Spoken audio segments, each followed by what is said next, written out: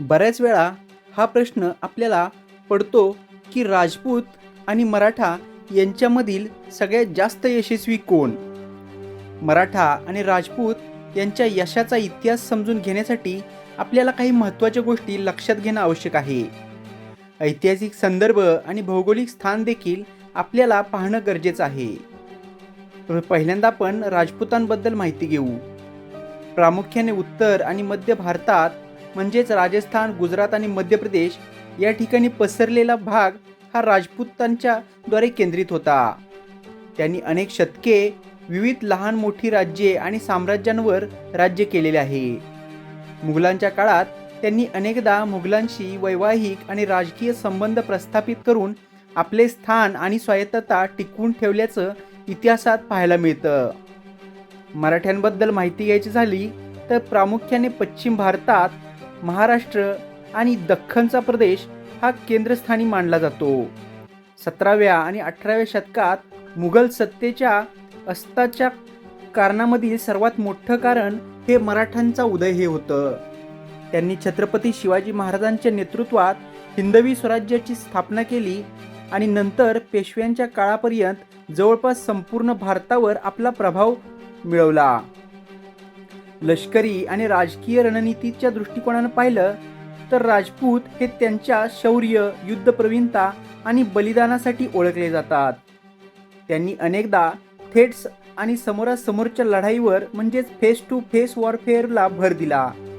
अनेकदा राजपूत राजे हे एकत्र न आल्यामुळे त्यांना बाहेरील आक्रमकांविरुद्ध एकत्रित शक्ती उभी करण्यामध्ये मर्यादा आल्या आणि त्यामुळे त्यांना म्हणावे तितकं यश मिळवता आलं नाही. त्याविरुद्ध मराठा साम्राज्याच्या यशाचे एक प्रमुख कारण म्हणजे त्यांची गनिमी कावा. गनिमी कावा युद्धनीती म्हणजेच गुरिल्ला वॉरफेअर.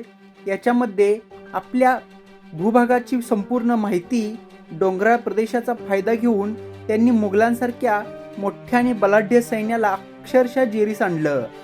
तसंच मराठ्यांनी चौथाई आणि सरदेशमुखी यासारख्या महसूल पद्धतींद्वारे आपले आर्थिक बळ उभे केले आणि एकसंघ केंद्रीय सत्तेऐवजी कॉन्फिडरेसी म्हणजेच पेशवे, शिंदे, होळकर, गायकवाड, भोसले या सरदारांची एकजूट या पद्धतीने सत्ता चालवली. त्याच्यामुळे मराठा साम्राज्य खूप मोठ्या प्रमाणात विस्तारलं गेलं. सामाजिक संरचना आणि लोकांचा सहभाग या गोष्टी जर पाहायच्या झाल्या तर राजपूत राजवटीत सत्तेत आणि सैन्यात प्रामुख्याने राजपूत कुळातीलच लोकांचा सहभाग असे.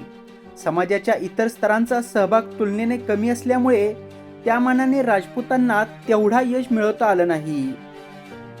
तर मराठा सत्तेचे वैशिष्ट्य सांगायचं झालं तर सामान्य शेतकरी, सैनिक आणि विविध जाती धर्मातील 18 पगड लोकांचा शिवाजी महाराजांनी एकत्रितरित्या मोर्चा उभा केला होता आणि या सर्वांचा सहभाग असल्यामुळे छत्रपती शिवाजी महाराजांनी समाजातील सर्व घटकांना एकत्रित आणले, ज्यामुळे मराठा सत्तेला जनतेचा मोठा पाठिंबा मिळाला आणि मुघलांसारख्या बलाढ्य ताकदीला देखील पायदळी तुडवता आलं आणि त्याचमुळं मराठा साम्राज्याचा विस्तार करणं हे सोपं झालं.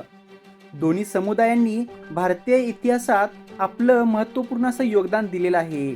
राजपूत हे दीर्घकाळ टिकलेल्या संस्थानांचे आणि शौर्याचे प्रतीक आहेत, तर मराठा हे मुघलांसारख्या महासत्तेला आव्हान देऊन अखिल भारतीय पातळीवर आपलं साम्राज्य निर्माण करण्याचं प्रतीक आहेत. त्यामुळेच एकाला दुसऱ्यापेक्षा अधिक यशस्वी म्हणण्याऐवजी त्यांनी आपापल्या काळात आणि परिस्थितीमध्ये मिळवलेलं यश हे वैशिष्ट्यपूर्ण आहे. तर मित्रांनो, ही होती राजपूत आणि मराठा साम्राज्याबद्दलची माहिती. तुम्हाला ही माहिती कशी वाटली कमेंट बॉक्समध्ये लिहा. सोबतच व्हिडिओ आवडला असेल तर व्हिडिओला लाईक करा, शेअर करा व आपल्या मराठी यूट्यूब चॅनलला सबस्क्राईब करायचं बिलकुल विसरू नका. लवकरच भेटू पुन्हा एकदा अशाच नवनवीन इंटरेस्टिंग आणि इन्फॉर्मेटिव्ह व्हिडिओसोबत. तोपर्यंत स्वतःची काळजी घ्या. जय हिंद, जय महाराष्ट्र, जय जिजाऊ, जय शिवराय.